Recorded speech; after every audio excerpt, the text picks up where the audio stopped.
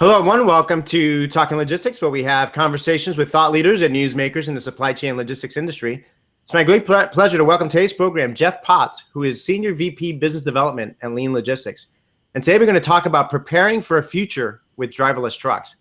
Now, driverless trucks is one of those areas in the supply chain logistics industry that certainly there's a lot of hype and buzz around, but at the same time, there's a lot of development around that.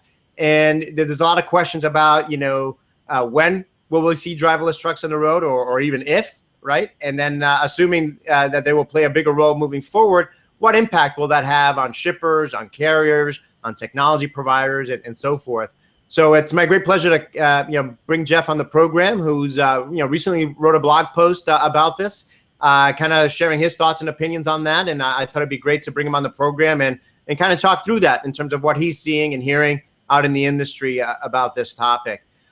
Just want to remind those of you that are joining us live today that part of our goal here at Talking Logistics is to make this conversational. So if you've got a question for Jeff, you can do so via the Q&A button, and you can type it in. And certainly if it's a good and appropriate question, we have time, I'll try to weave it into the conversation. In order to ask a question, you do have to watch this episode on the Google Plus event page, which you can link to from the Talking Logistics page. So with that, Jeff, welcome to the program. Thanks, Adrian. It's great to be here today. Really appreciate the opportunity to talk about what's going on in the marketplace as it relates to autonomous vehicles. Great, Jeff. And I can't believe that you haven't been on the program before after all this time. So it's certainly a pleasure to have you on. And like I do with all my guests that are on for the first time, kind of before we dive into the topic at hand, why don't you tell us a little bit about your career path, how and why you got involved with supply chain logistics, and what your current role and responsibilities are there at Lean Logistics. Sure. Yeah, I started in the business back in the early 80s. I came out of Michigan State in 1983 with a degree in logistics. And it's interesting, back in those days, a lot of people would ask you, what was logistics? And that was kind of a foreign term in the marketplace. And now you fast forward 30 plus years later, and it seems to be a fairly commonplace term thrown around. So I started out on the third-party logistics side of the business with a company called Total Logistic Control, which is now part of Ryder Systems. Spent 16 years there, both on the operations side of the business, both transportation, warehousing, brokerage, moved into logistics engineering, and ultimately into sales, commercial development, and leadership in the organization. And then in 1999, I had the great privilege to help start Lean Logistics with 4 other individuals in the marketplace. And last 17 years at Lean, we've been really focused on building a software as a service transportation management software platform. Today we have roughly about $10 billion of freight flowing through that network, in excess of 19,000 carriers, 80,000 users come into the platform, whether they're customers or suppliers or carriers, on a daily basis to do their transport management. And as of June of this year, we're part of QL Systems. So we're part of a larger organization around supply chain solutions as well. Great. Well, great career path there. Certainly, coming at it from the 3PL side, and then obviously, for all these years on the technology side, and certainly as an industry analyst, I've had the privilege as well in terms of watching the whole TMS market kind of developed, and Lean Logistics in particular over the last decade plus, if you will. And then obviously, like you just said, right now that the coming together of Lean with Keywell, and certainly looking forward to see how that develops moving forward. So let's talk now about, driverless trucks, or I think what the preferred term, at least from the Department of Transportation, is, autonomous, vehicles, because it really is kind of almost like a spectrum, if you will, of technologies that's involved with all of this. Like I said in my opening comments, there's a lot of buzz and hype around driverless trucks, but there is a lot of, developments that have taken place. And it seems like every day you pick up a newspaper or industry magazine, and you see some kind of new development that takes place. So, whether it's been on the technology front or even on the lobbying and regulatory front, I mean, how would you, kind of characterize the current state of driverless trucks? And, what have been some of the most interesting developments and accomplishments so far. Right. Yeah, it's really interesting how this has developed fairly rapidly over the last couple of years. If you look at it today, there's 8 states in the country, including Nevada, California, Michigan, Florida, North Dakota, Tennessee, Utah, and now Arizona, that are allowing the testing of self-driving vehicles on certain roadways. And so you're starting to see that taking place. In April of this past year, there was a lobbying group called the Self-Driving Coalition for Safer Streets that was formed. Volvo, Ford, Google, and ride-sharing giants such as Uber and Lyft formed the coalition. And they hired as their spokesman an individual by the name of Dave Strickland, who was formerly chief of the National Highway Traffic Safety Administration. And so there's a lot of activity going on to start to work on the government regulation side.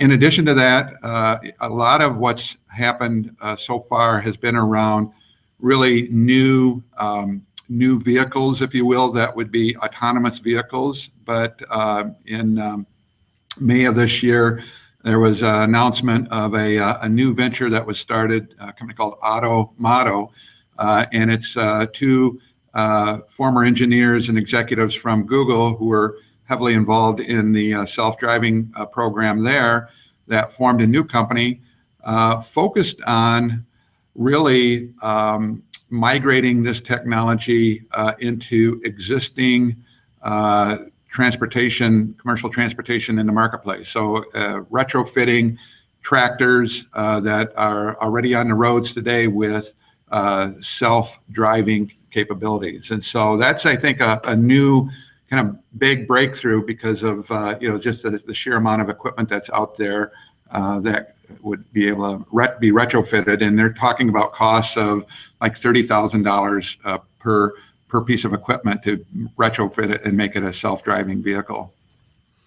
Yeah, no, a lot of interesting things. I mean, I think even particularly, that lobbying group that you kind of mentioned, I think is kind of interesting, because I think there is going to be, a lot of, heavy lifting, if you will, that's going to be needed from a regulatory standpoint to move this forward. And we'll address that in a little bit as well. I think this startup that you talked about is also interesting. And I'll ask you a little bit later in terms of what you're hearing from the carrier side of things, whether this is something that they're, interested in and why. But one of the things that I also found interesting, I wonder if you kind of caught it as well. I saw that, just a few weeks ago, there was over in Europe, there was an exhibition, if you will, around platooning, where a number of trucks, did a platooning demonstration where they had, I think, something like 7 or 8 trucks in, driving one behind each other. Only the one in front had a driver in it, but the ones behind it did not. And they kind of demonstrated the capabilities of platooning and driving across Europe and into, I think it was the Amsterdam, the port there. So I think that's another element of this, where you've got the driverless vehicles themselves, but then you also have, well, how do you leverage them? And I think what I hear a lot around is this whole area of platooning being kind of an interesting implementation of driverless vehicles. Your thoughts on that? Yeah, I think platooning is a potentially a great way to start to get the autonomous or driverless vehicles in the marketplace, because it's a bit of a step change. So you still have, as you mentioned, the driver in the front truck, if you will, leading the pack, and then you have the other trucks, if you will, following that driver truck in close proximity. And so there's a value of efficiencies around fuel consumption and drafting and that type of thing. Obviously, there's a cost reduction when you have you don't necessarily have to have a driver in every vehicle. But then it's also potentially a little bit a smaller leap for the government and the driving public to feel comfortable knowing yet there's still a driver behind the wheel that can take control if something from a technology perspective happens, and it can still not have safety type of issues. Yeah, no, I think, when I think about platooning, I kind of think of it almost like the railroads, right? You've got this locomotive with the engineer in front, and you can have, I was reading the Wall Street Journal, I think it was yesterday, you've got, there was some discussion around how many crew members should be as part of a freight train. They're trying to, I think the standard is 2. It used to be 5 many years ago. It's down to 2. And there's discussion of, can you even get to, engineer less, trains without any people in them, if you will, any engineers or conductors in them. But in some ways, the platooning, it's almost like the equivalent of a freight train with cars, except instead of rail lines, you're on the highways. You touched upon this a little bit, in terms of highlighting some of the benefits. I mean, but why is there, why is there so much interest in driverless trucks today? I mean, is it just a technological novelty, or is there, truly a compelling, business case for them? Yeah, I think what's really driving it today is, I think this is one of the most compelling, economic business cases that you can have when you're bringing out new technology. I've been in the industry now for 30 plus years, and there's been a driver shortage for as long as I can remember. There's also been huge turnover problems in the driving workforce for a long time. I mean, if you look at the American Trucking Association and their 2015 report, they talked about the fact that there's 48,000 drivers in the industry from a shortage perspective.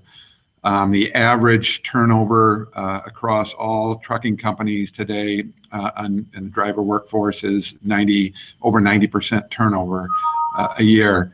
And the driving workforce is aging. If you look at the median age of a driver today, it's 49 years old, compared to 42 years old for all other U.S. workers. And so I think it's an industry where, we've been plagued with the shortages, we've been plagued with turnover. And then you start looking at equipment utilization because of the hours of service associated with trucks and drivers, and because of safety, obviously. You really only get 35 to 40% utilization of a tractor trailer under a single driver scenario when you're going over the road, because of the time that the driver has to take to rest. And as you think about equipment utilization and asset utilization, 35 to 40% is really pretty low. And so all of a sudden, if you can shift to a autonomous vehicle that can run 24/7/365 and start doing the math on it, it quickly becomes a situation where you could envision a future where the same amount of freight gets hauled with 40 to 50% less vehicles on the road, and all of a sudden you're creating driver jobs that are more local pickup and delivery type of driver jobs. And so it becomes a very compelling business case where you could see a decline in rates for shippers. You could see an increase in return on investment for carriers because of higher asset utilization. You could see a decline in trucks on the road and reduce the amount of congestion on our already overloaded highway infrastructure. So it's a pretty compelling case. Yeah, you raised a lot of great, benefit buckets there, if you will. This concept of, a driverless truck. I mean, and the reason I mentioned earlier that I think the others prefer the term autonomous, vehicle, is because it doesn't necessarily imply that there won't be a driver in the cab, right? There might be, in some cases, or maybe that's the initial implementation, where there will be a human in the cab, but they will be performing other tasks, right, rather than just strictly driving and keeping their eyes on the road. So there might be kind of I would think maybe perhaps a transition period where initially it won't truly be driverless, because there will be a driver there in the cab, but he or she may be doing some other tasks. Do you agree with that, or what's your thought in terms of the role of drivers moving forward as this technology continues to evolve and develop? Yeah, I think the drivers, at least in the short run, will still be in the cab. So when we talked about truck platooning earlier, where you'd have a driver in the front vehicle with other vehicles following closely behind, or I think you're going to see that kind of a situation, and I think you're also going to see it start in places where maybe an autonomous vehicle is a little bit easier to manage in a more controlled environment. So when you're on local secondary streets around big cities, that vehicle is being driven by a driver. But when you get that vehicle out onto interstate system and you're moving the equipment and the load from exit to exit, in that type of an environment, it may be more of an autonomous situation. Maybe the driver's still in the equipment in the truck, but you let the technology take over and drive the truck from exit to exit, and then the driver's really focused on the local pickup and the delivery side. Yeah, no, I agree.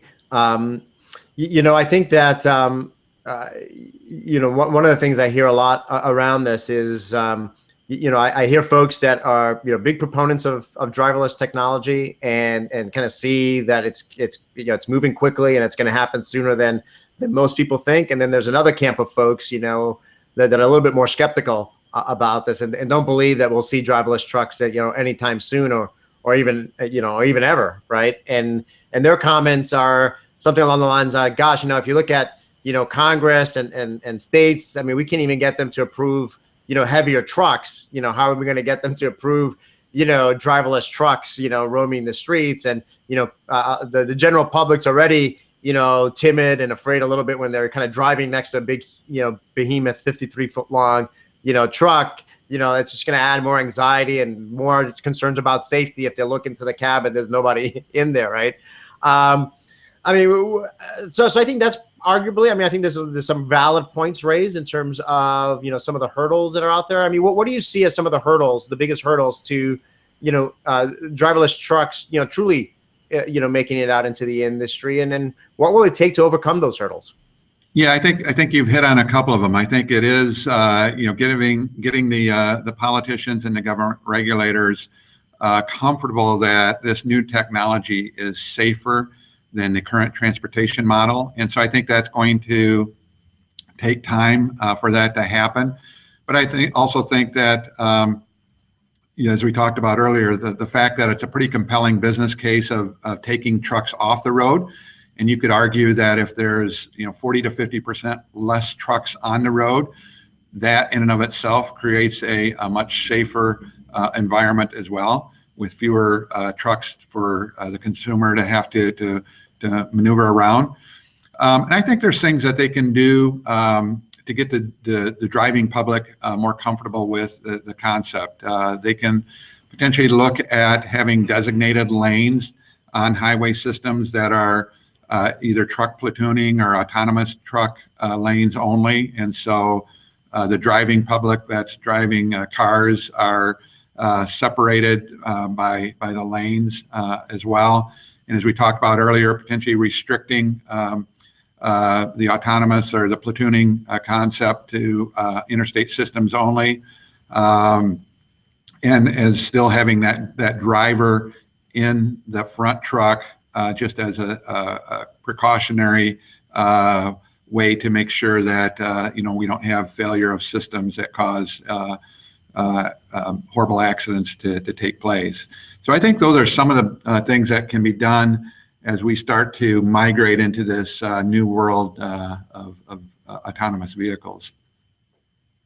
Yeah, and I think the group that you mentioned earlier, and the type of people that are coming into this in terms of helping, with helping to educate the public and helping to work with the regulatory forces and the local and state and federal government to move the needle forward. I think those types of lobbying and education efforts, have to continue to, really overcome those hurdles. Let's go and talk about carriers now. You talked about kind of the retrofitting of existing, trucks with that startup auto coming to market. In your role, you get to speak, to a lot of carriers and work with a lot of carriers. I mean, what are you hearing from them, about driverless trucks? I mean, is this something that, they're generally pro for? Is it something that they're generally against? I mean, what do they see as the pros and cons of this? Yeah, I think for the carrier side of the community, I see the carriers kind of falling into two camps. You have, I would say, maybe some of the more progressive carriers or early adopter kind of mindsets that are really cautiously optimistic that this technology is on the threshold of commercialization. And as soon as it's available, so to speak, that they would want to start trialing programs with autonomous vehicles or platooning of vehicles, because they recognize that, like, all of us recognize in the industry that, there's fundamental problems today that they just haven't been able to solve with turnover issues and hours of service and that type of thing. I think that's one camp, kind of the early adopters camp. The second camp is, I think there's other carriers that really feel that, this technology still may be a long ways off from a reality, that it's kind of almost Star Wars yet. And they're taking more of the mindset of, we'll start worrying about this and how we enfold it into our business once we start to see real evidence from other trucking companies that it works. So they'll be watching their peers, if you will, in the industry closely to see what the results that they're experiencing, and then try to adopt more quickly once they've seen what the pioneers have done. Yeah, no, great point. I think I generally agree with that. I think what's interesting is that, when you kind of look at the fact that, the vast majority of the trucking industry here in the U.S. at least, and they're owner operators, right? A guy and a gal and his or her truck, right?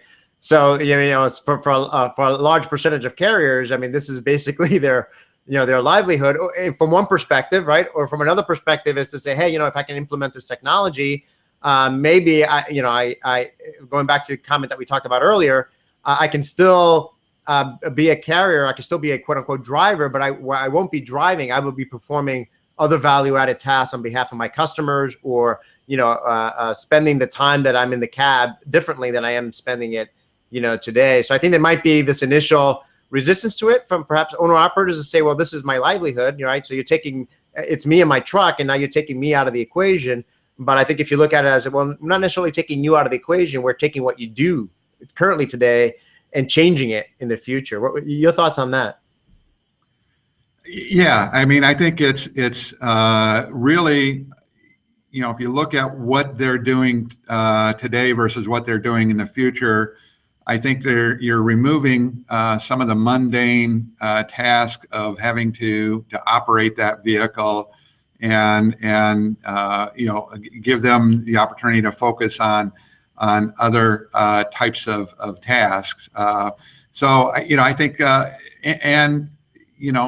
reality is there's not a lot of people that want to drive cross country for a living anymore, and that's why you have issues of driver shortages and driver turnover. And so all of a sudden you have the opportunity from taking what is a long haul job and turning it into a local driving job, where maybe they're more focused on catching and releasing trucks off the interstate systems in local markets, where now I'm a driver and I can be home with my family every night, and I can work 8 hours a day in my local community driving local pickup and delivery, but I don't have to be gone for days or weeks at a time doing the over-the-road job. And so I think the quality of life for the driver in the future is going to be much improved over what it is today. Yeah, no, great points. I agree. I think that's going to be part of the equation here in terms of, I think what you kind of alluded to is almost a rethinking the way these transportation networks are managed, today. So let's assume there is a future, with driverless truck. I mean, what impact, will it have on transportation management systems and, from a technology standpoint, right? I mean, what new capability of functionality must TMS solutions have to, align themselves with an operating reality where they're driverless trucks? Right. Yeah, I think some of the things as we start thinking about, our core business of TMS solutions is, some of the constraints that you've built around optimization will have to be rethought. So for example, today, because of hours of service regulations and highway speeds and that type of thing, a typical driver can travel about 500 miles per day. And so when you're doing your load building and your optimization, those are some of the constraints that you build into your algorithms. In the future, I think those algorithms could get more complex, because now you could envision if you're moving a load from point A to point B, there's a portion of that load where it might be a driver involved in the truck doing the local pickup or delivery on a secondary road, so that 500 miles a day may still apply. But then you have another portion of the move that's on the interstate system, where now an autonomous vehicle could be running 24/7, and you could have 1,000 miles a day as a constraint. And so as you're starting to think about optimization constraints, you'd have to think about what are the roads that vehicle will travel over, what are the ability for you to travel, how many miles can you travel in a day's time on those roads, and that will have to go into your algorithms as you build your optimization. I think another area that potentially you're going to see a change is there's going to be a need for, I think, a very tight integration into telematics. I mean, certainly that's part of TMS systems today, but in today's world, the driver is still in the truck. In the future, the driver may not be in the truck, and so you have to have a very tight telematics between the TMS system and the actual physical equipment, because if you need to reroute a truck that's going down the interstate system without a driver involved, how does that work in the future in terms of relaying that message to the equipment so that it can get rerouted to another destination? And also on the trailer side, very tight telematics into the trailer, because today the driver is involved, so to speak, in the care and custody of the load that he or she is hauling. In the future, if there's no driver in the truck, how do you make sure that the care and custody of what's being hauled is there, and having tight telematics into what's going on inside the trailer while that vehicle is traveling across the country will be important for TMS systems to be able to capture and relay that type of information. Yeah, great points. I hadn't thought about the telematics piece, and you're right. Even though telematics is playing an important role today in TMS, the importance is only going to increase moving forward, for the reasons you cited there. We're running short on time here, so I've got just a couple of more questions. I just want to remind those of you that are joining us live that if you do have a question for Jeff, and you are on the Google Plus event page, if you want to ask a question, you can do. You should do so now as we try to wrap up here. So let's now kind of looking forward. How do you see the development of and the adoption of driverless trucks, evolving over the next few years?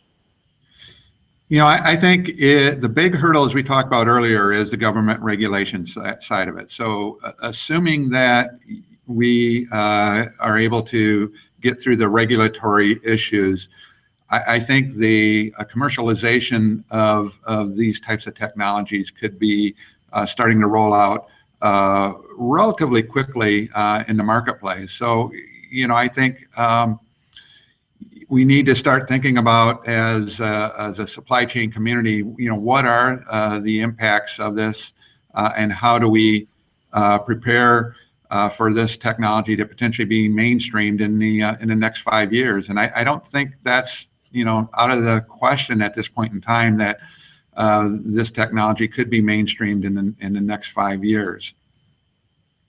Yeah. So, yeah, absolutely. I think I definitely, agree with that, particularly on the regulatory front and the work that needs to be done there. Which, it kind of leads me to my last question here, which is, as a way to wrap up. I mean, what should, everyone in the ecosystem, right? Shippers, carriers, 3PLs, obviously technology providers, and others in the industry do today, to prepare for a potential future with driverless trucks?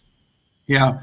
I think one of the things that's interesting to me, and I think supply chain professionals to really start looking at, is how does potentially this technology impact distribution networks? So if you think about today, for a lot of organizations, just using the United States as an example, many companies are operating under, a 4 or 5 distribution center model, where they might have DCs in Southern California or possibly Nevada, Pacific Northwest, Dallas, Chicago, Atlanta, somewhere in the Northeast.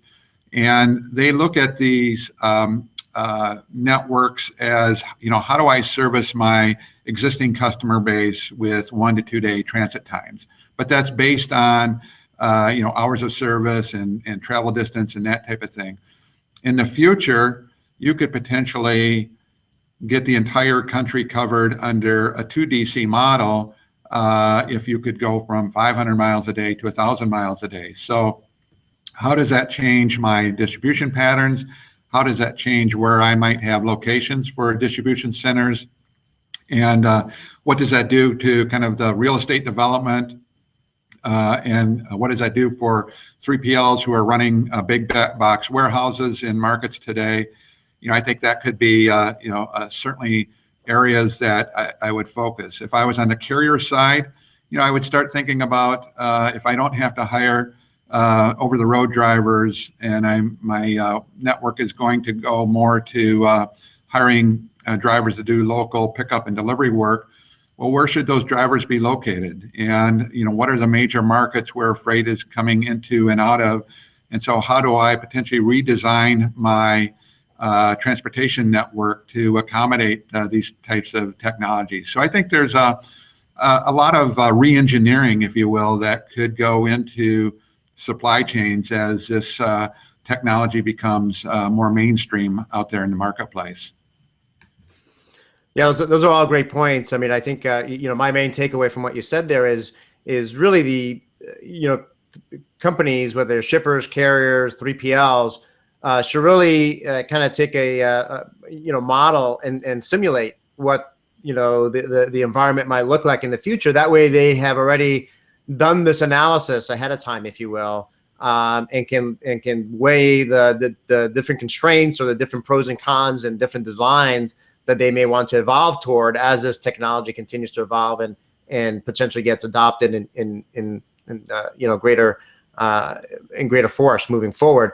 So I view it, almost like you would with any kind of what if question, right? What if there's a port strike? What if there's some weather event? What if our demand increases by twice than what we predicted, right? So here's another what if question to model and simulate and really think through the different possible impacts and solutions that you may want to put in place in response to this future potential reality. And I think if you do that homework now and that thought exercise now, you'll obviously be in a better position to exploit the opportunity or evolve your operations toward this new operating reality than if you kind of just wait till after the fact and then kind of trying to figure things out afterwards.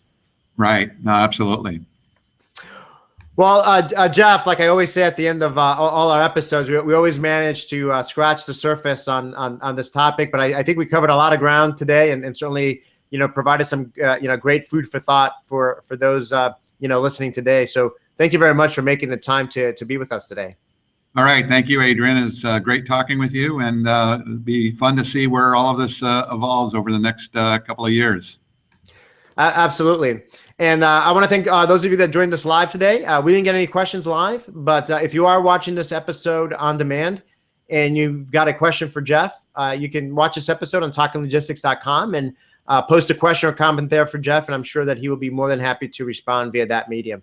So again, thank you all for joining us today, and look forward to seeing you in a future episode of Talking Logistics. Have a great day.